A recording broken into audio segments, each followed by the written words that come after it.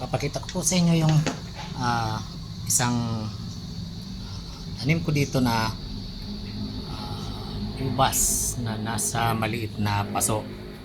Ito pong variety ito ay Heliodor variety.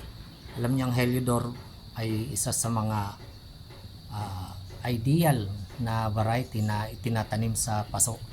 Kasi ang Heliodor ay madaling mamunga at saka marami kung mamunga kahit nasa paso, ang bunch niya ay malalaki. Now, ito pong punong ito ay ano na ito magsi 6 months old. Kasi ito po ay ikinatbak ko na. Ito po yung original niyan na sanga, and then ikinatbak ko po ito sa 2 nodes. Yan. 2 nodes. At nung lumabas ang kanyang panibagong shoot, ayan, may kasama ng bunga. Pero ito po ay ikinatbak ko 5 months old mula magpa 5 months pala mula pagkatanim sa lupa ng cuttings. Cuttings po, hindi yung rooted na, fresh cuttings itinanim, and then after 4.5 months nagdormancy siya, so ikinatbak ko po.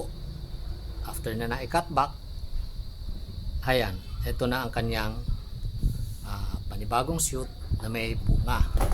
So ito po, kinakailangan po dito ay ititining, kasi kung hindi po ito ititining, may hirapan yung halaman na i-sustain ang kanyang bunga. So magbabawas ng mga maliliit na berries para po yung bunga ay gumanda.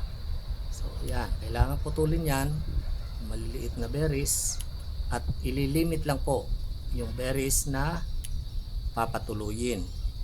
Kasi sa laki ng bunch nito ay sigurado po na mahihirapan yung kanyang puno, kasi ang pasok niya ay ganyan lang, ganyan kaliit.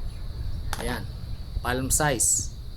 Siguro mga more or less ang height nito ay 8 inches at ang diameter din ay ganun din, 8 inches din. So kinakailangan po magbabawas ng berries. Yan, hindi yan dapat pinanghihinayangan, kasi kung manghihinayang tayo, lalong walang magandang outcome, walang magandang result. So magbabawas ka dapat ng berries. Yan, yung maliliit na berries ay kinakailangan tanggalin, at yung masyadong siksik kailangan bawasan. Kahit maganda yung berry, malaki yung kanyang berry, kinakailangan po ay bawasan. Yan lang po, yan, babawasan pa natin yan.